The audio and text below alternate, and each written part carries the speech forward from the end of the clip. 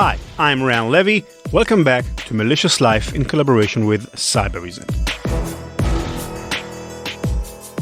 At the end of our last episode, it kind of seemed like Huawei, the Chinese telecommunications company accused of aiding in state cyber spying, was completely innocent. They were being accused of crimes they may not have committed based on evidence that largely did not exist. The conspiracies around them seemed unfair at best, malicious at worst.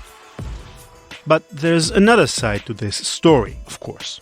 Huawei didn't end up on people's radar for no reason. They've earned their notoriety.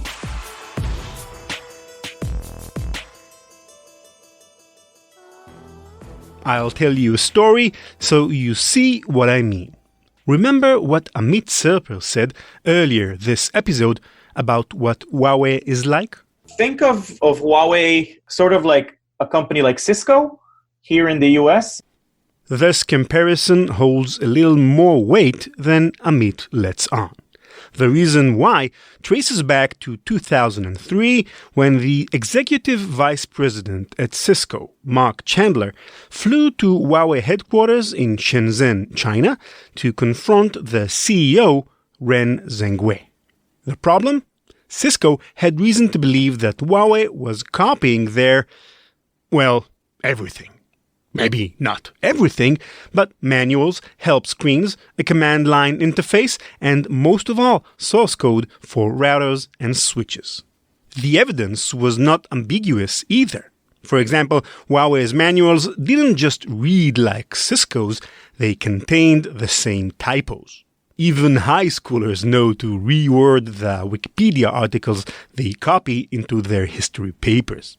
According to the Wall Street Journal, when Chandler presented the evidence to his face, Zhengwei replied by saying, quote, "Coincidence." Cisco sued. In 2004, the parties settled out of court after Huawei admitted to stealing some router software and agreed to get rid of all the disputed IP. But if Cisco sought an end to the drama there, they wouldn't get it. The following year, an American diplomatic cable reported that Cisco employees stationed in Zimbabwe found counterfeit Cisco tech in the telecoms systems installed by Huawei. Let's take a more recent example. Meng Wanzhou is the company's CFO and notably the daughter of its founder, Ren Zhengwei, the coincidence guy. On December 1st of 2018, she was arrested at Vancouver International Airport on request from the United States. The Justice Department has charged her with financial fraud, stealing trade secrets, and doing business in Iran in disregard for economic sanctions. If found guilty, she faces up to 10 years in prison. Of course, somebody as powerful and well-connected as Meng will almost certainly not go to jail for 10 years, let alone any years. But the DOJ does not press charges like these without ample supporting evidence. Meng's case will continue for a while before a verdict is reached, but even if she somehow escapes all punishment, Huawei itself, as part of the same set of DOJ indictments, has been charged on 16 counts, including fraud, theft of trade secrets, and racketeering. The point of saying all this isn't to bash Huawei, and really evidence of other crimes doesn't implicate them in cyber espionage. But it does all add up to something, right? Like imagine your roommate is our senior producer, Nate Nelson. One day, your yogurts go missing. You ask him where they went. I don't know, dude. It was probably the yogurt fairy. You've got no proof that he ate them. You totally could have had some the other day, not realizing you finished the pack. Then again, Nate used a ton of your cooking oil last week to fry chicken wings, and he didn't ask first. Plus, he never takes out the trash or goes shopping when you need toilet paper and paper towels. Really, Nate is a bad roommate. I bet he did steal that yogurt. He really sucks, doesn't he? Hey, next time you go to the market, can you get the strawberry flavor? The blueberry kind is good, but I'm getting a little sick of it. Even before we consider cyber spying, we must consider that Huawei, the organization, as well as some of its highest level executives and employees, have committed crimes before. They are hardly the first Chinese company to do so. In fact, as it pertains to IP theft, they are part of the norm. And that's also part of the problem. The troubled history of Huawei and the country they come from is what makes allegations of cyber spying worth looking into.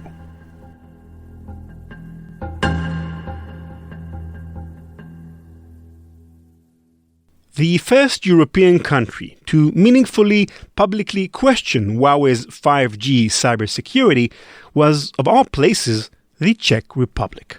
The Czech Republic was a rather unexpected country to take such a stand. Huawei provides a significant portion of the country's telecom infrastructure.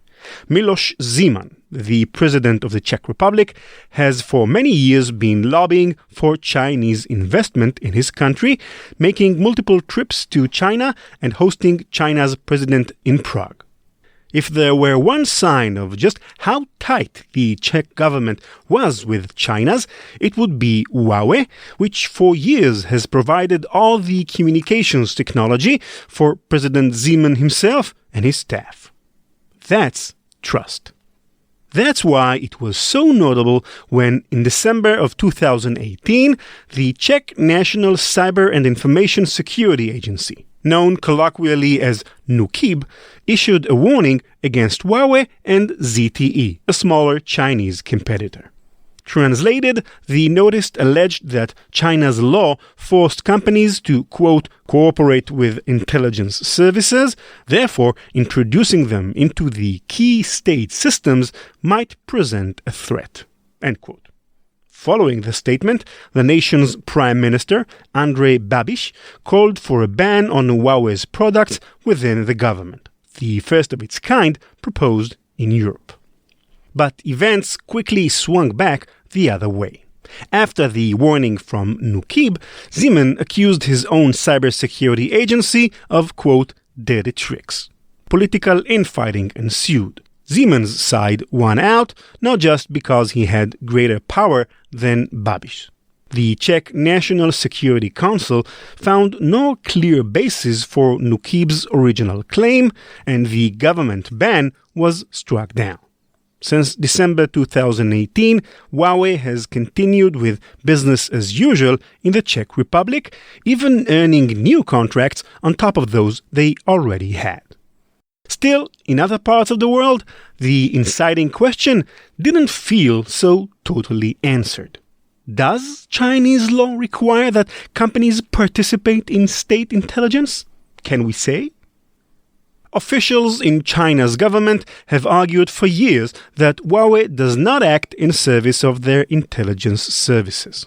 Huawei's CEO stated that, quote, even if we were required by Chinese law, we would firmly reject that, end quote. But could they firmly reject that, even if they wanted to? In June 2017, with little public discussion on the matter, China updated its national intelligence law. Among its stipulations, Article 7 states that, quote, any organization or citizen shall support, assist, and cooperate with state intelligence work according to law, end quote. Article 14 expands on the idea, quote, state intelligence work organs, when legally carrying forth intelligence work, may demand that concerned organs, organizations, or citizens provide needed support, assistance, and cooperation, end quote. According to the same law, if such a company is called upon, they are not only required to participate, but also protect, quote, any state intelligence work secrets of which they are aware, end quote.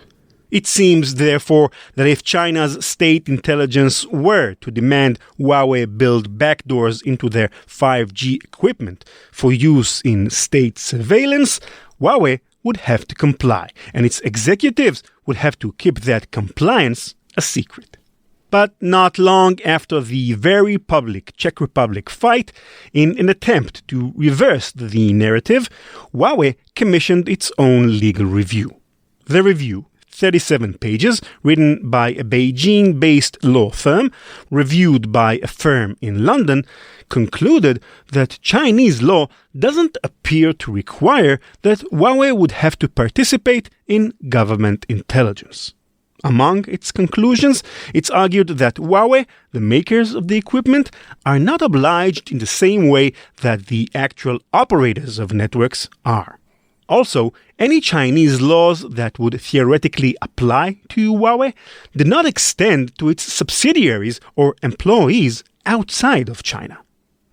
The problem with this report, as was quickly pointed out by observers, is that China's government is not bound by its own laws. Consider how often U.S. intelligence breaks its laws. The NSA's PRISM program, for example. China's legal system is far more lenient than the United States. The Communist Party is the law. Who would hold them in check if they fudged their own rules?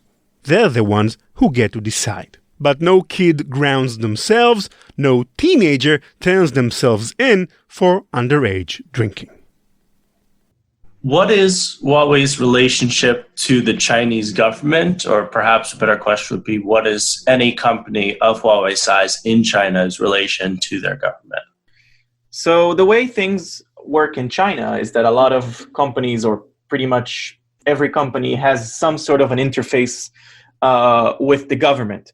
And it could be either by ownership or by pretty much taking instructions and doing whatever the government tells them to do. You have people in the board of directors of these companies that are in the government or in the Chinese military. So the government and the military and the intelligence bodies, those companies and the government are often intertwined. It's often said that there's a cost of doing business in China. In reality, there is a certain cost of doing business in any country. In Russia's oligarchy, for example, the president has major sway in deciding which companies can exist and who gets to profit from them. In the United States, the cost of doing business is more vague. Private companies have much more freedom and agency, and they possess the legal right to sue the government.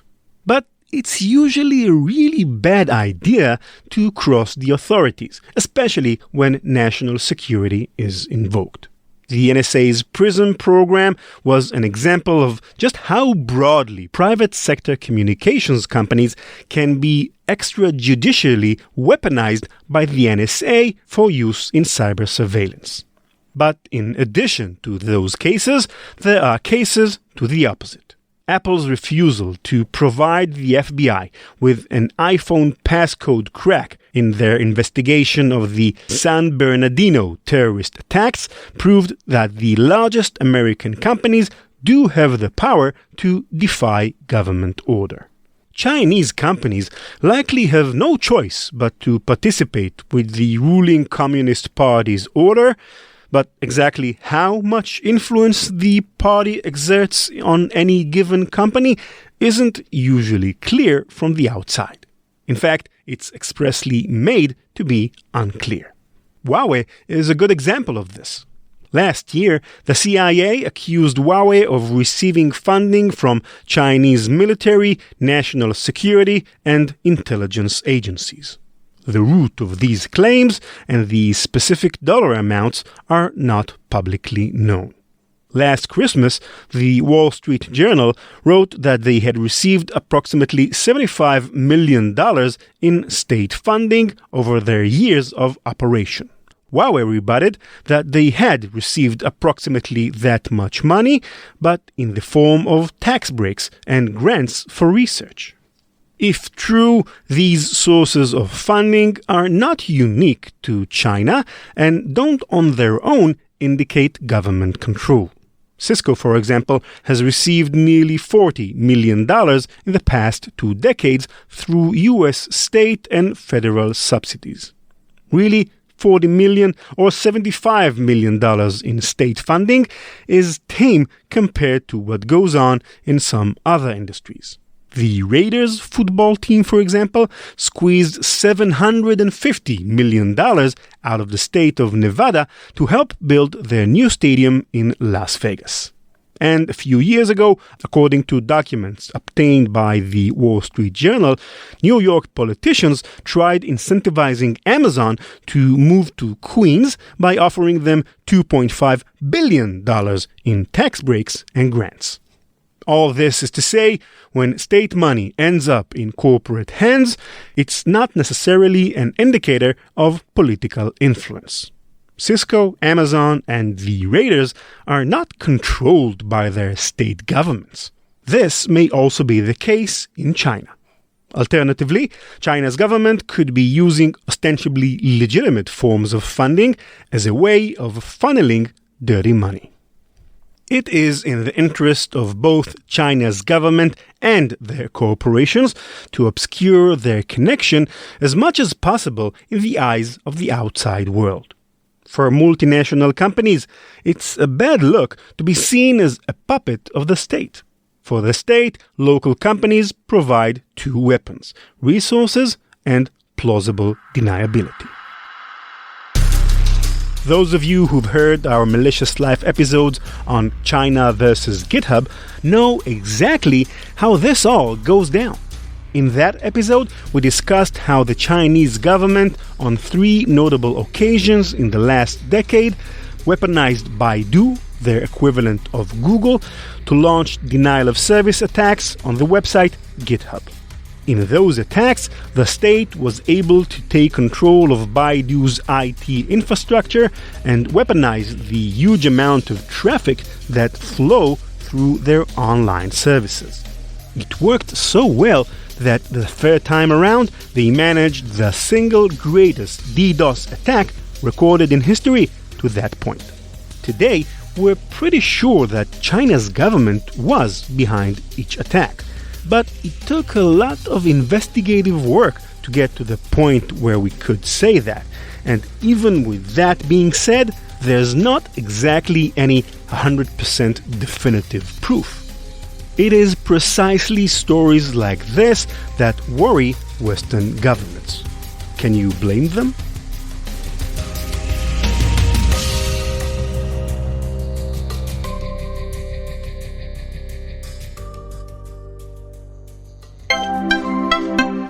Imagine you're the NSA, the world's most advanced cyber espionage agency, and one day you discover that one of your most top secret tools, a highly effective exploit called Double Pulsar, is copied almost byte for byte in a malware created by none other than a Chinese APT group.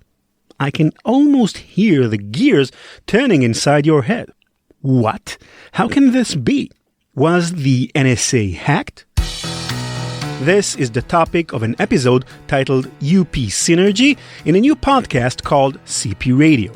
It's produced by the same team behind Malicious Life, and each episode of CP Radio brings new research published recently by Checkpoint's Research Lab, with in-depth interviews with Checkpoint's top researchers who talk about their work and the implications of their research. Look for CP Radio in your favorite podcast listening app or browse to research.checkpoint.com.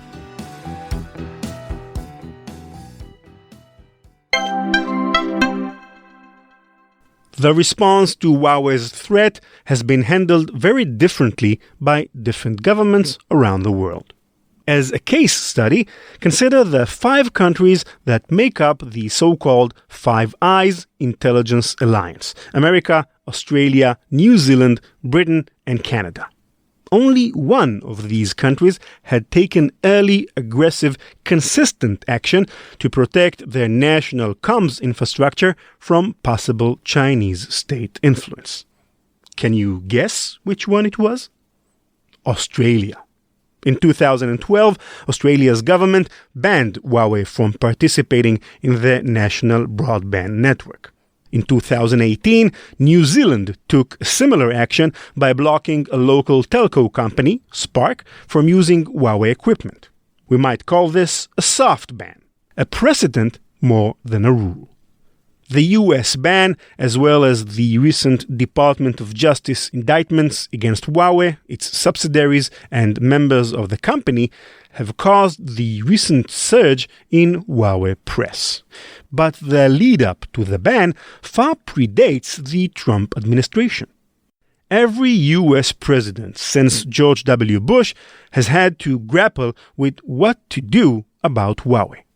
Back in 2006, 3Com, a California-based network technology company, had entered into a joint business venture with Huawei called H3C. Only 8 months into his tenure, the chairman of H3C voluntarily resigned due to concerns he had with Huawei's business and cybersecurity practices. A year later, Bain Capital, an investment firm co-founded by Senator Mitt Romney, sought to buy 3Com for over $2 billion, with between 16 and 21% equity given to Huawei. 8 members of Congress then pushed a bill suggesting that the Bush administration help block the deal. In a statement, one congresswoman expressed that, quote, "It would be a grave error for the U.S. regulators to approve a deal that permits minority ownership in 3Com by one of the least transparent companies operating in China, a firm with shadowy ties to Chinese army and intelligence services." End quote. The opposition was effective, and the buyout fell through. In 2010, 8 senators signed a letter to high-up officials in the Barack Obama administration expressing concern over a potential multi-billion-dollar contract between Huawei and Sprint. Extra emphasis was given to the fact that Sprint was a military and law enforcement supplier, meaning that the Chinese could theoretically use Huawei to get to Sprint to get to the U.S. government. Sprint later blocked Huawei's participation in the deal. But no real legislation followed. Large and small U.S. telcos continued to purchase Huawei equipment. Until recently, this was the general pattern. Red flags, no data. Warnings, no action. Hesitation, but ultimately business as usual. Canada has followed the same kind of trend line. In 2018, the government revealed it had been conducting a security probe on its Huawei tech since 2013. But in a speech to a parliamentary committee that September, the head of the Centre for Cybersecurity in Canada said his country would not come out against Huawei, that they preferred, quote, trying to address all of the risks and not just one specific one, end quote. Of the Five Eyes nations, Britain stands out as the country which most of all has worked with rather than against Huawei.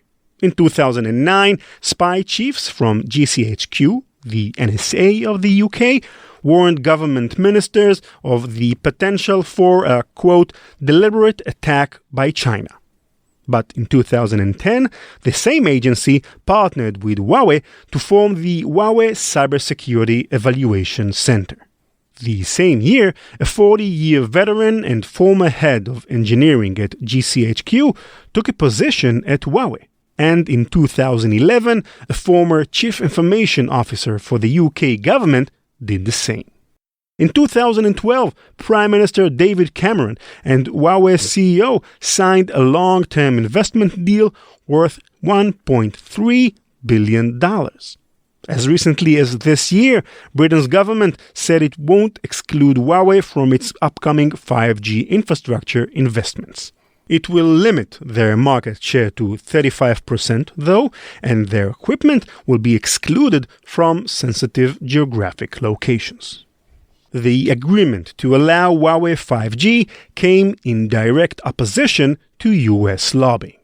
Over the past couple of years, the Trump administration has aggressively pushed its allies to join in banning Huawei tech within their borders. Part of the motivation has to do with actual cybersecurity best practices.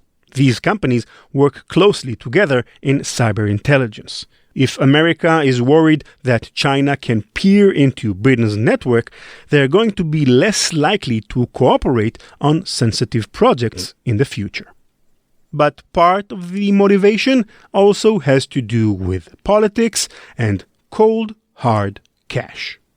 It's important to remember that the US also has companies that are competing with Huawei. And so far, I don't think they're doing really well.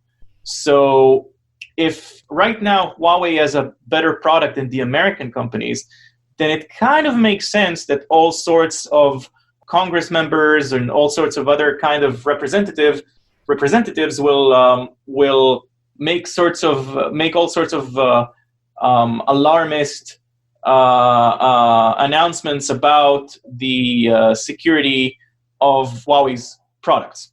So there's always a hidden agenda somewhere. Regardless of why, America's lobbying has already had corrosive effects on international cooperation. It has put allied countries in a very difficult position. On one hand, if you ban Huawei, you'll undoubtedly alienate the Chinese. If you don't ban Huawei, you risk alienating the Trump administration. Either way, you've gained a powerful enemy. Huawei claims to service a third of the world's population. If you live in Banbury, Prague, Harare, or even Oregon, you may be among that third. But don't fret. There's little reason for you, personally, to worry. We need to be careful, and we also need to always remember what is our threat model. So if the average Joe buys a Huawei cell phone, is the average Joe a target here? Or is the target someone more important that has a Huawei phone? So it's important to threat model and think always about what you're trying to hide and what it is that you're trying to stay out of. There's a lot we don't know about Huawei. By the end of 2 episodes, what we can say is this. There's ample evidence that Huawei tech is insecure, but little evidence that its vulnerabilities are being exploited by the Chinese state to spy on people. So we can't justifiably accuse Huawei of malintent, at least in regards to the issue of cyber spying. At the same time, nations do have legitimate reasons to prevent Huawei from participating in their 5G infrastructure projects. And even though we lack evidence of China leveraging Huawei technology, we know they retain the ability to do so really at any time in the future. No matter what their CEO says publicly, they have very little control in the matter. They exist only by virtue of their government allowing them to. I look at Huawei as an arm of the Chinese government, but I look at most of these companies that coming out of China the same way. There were other companies that make telco equipment that had backdoors found in them. ZTE as well. It's another company that made headlines. Those things happen. But with that being said, you can't really outrun it because a lot of the stuff that we use is made in China or has Chinese software engineers writing code for it. And it doesn't necessarily mean that anything that comes out of China or that anything that comes out of Huawei or ZTE or any other company was meant to spy on everyone. But it's just something that we need to keep in mind. We've gone over a lot of negative stuff in these past 2 episodes.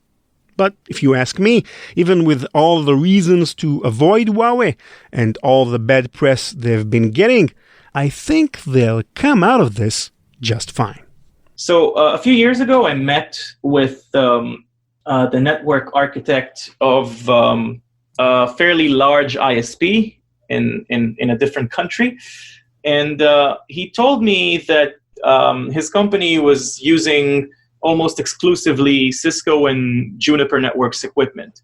But due to some sort of a change that they had to make in their network, they asked Cisco to add a certain feature, like especially for them, something that was not natively in the product. Cisco wanted a lot of money for it, and they also they told them that it would take them a few months to do that. And that ISP eventually started shopping for other vendors. And they started talking to Huawei, and they told them what they need. And Huawei sent about 40 software engineers to that ISP's site, and they added everything they wanted to their product in a matter of, if I recall correctly, it was like 3 or 4 weeks instead of like 8 months, and sold them the equipment for a very low price, like much lower than what Cisco offered them originally. You can safely assume that that equipment is probably backdoored. But at the end of the day, it all comes to dollars and cents. And the power that Huawei has, like the ability to just send 40 software engineers with their laptop to write code on site, is something that not a lot of companies can do. Combine it with the fact that their equipment is cheaper, then it's no wonder why they're so popular and they're everywhere.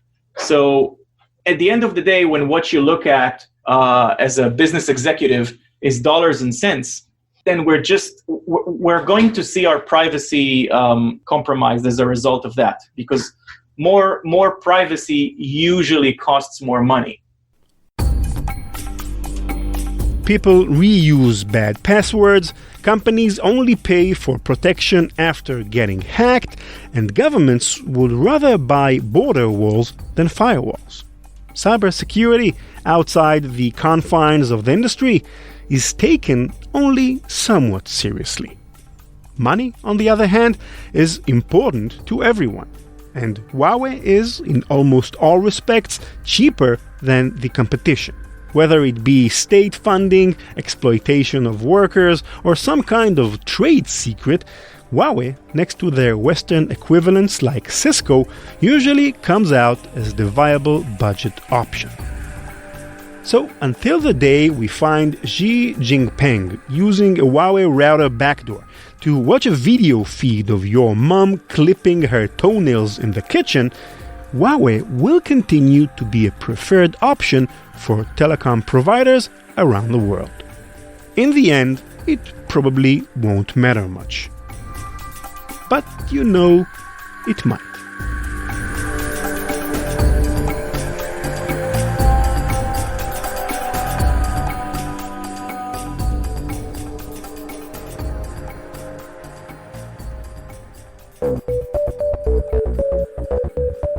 That's it for this episode. Thanks for listening. We're launching our second annual listeners survey this week. You might remember that last year, me and Eliad, our producer, recorded a special episode dedicated to the interesting things we learned from the previous survey. If you wish, you can find it on our website, malicious.life. These surveys are very helpful and very useful for us. They help me and the team learn what needs improvement and what works, and it helps us convince our sponsors that the audience listening to the podcast is the right audience for their marketing needs.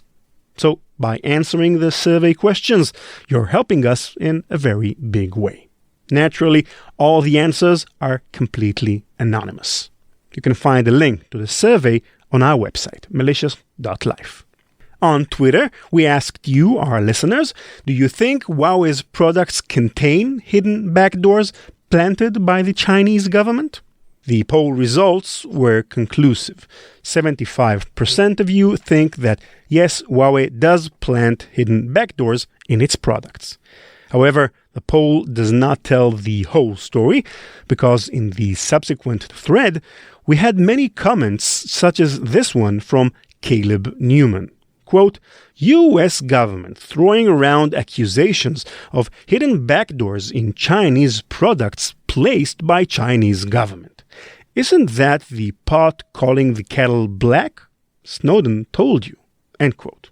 Many of you, it seems, think along similar lines. For example, Frank wrote, quote, "Why should it be different than with US companies? Cisco products have backdoors too." End quote. And Twitter user You're Not Me from Texas wrote, quote, "I trust nothing from China and Russia, Kaspersky.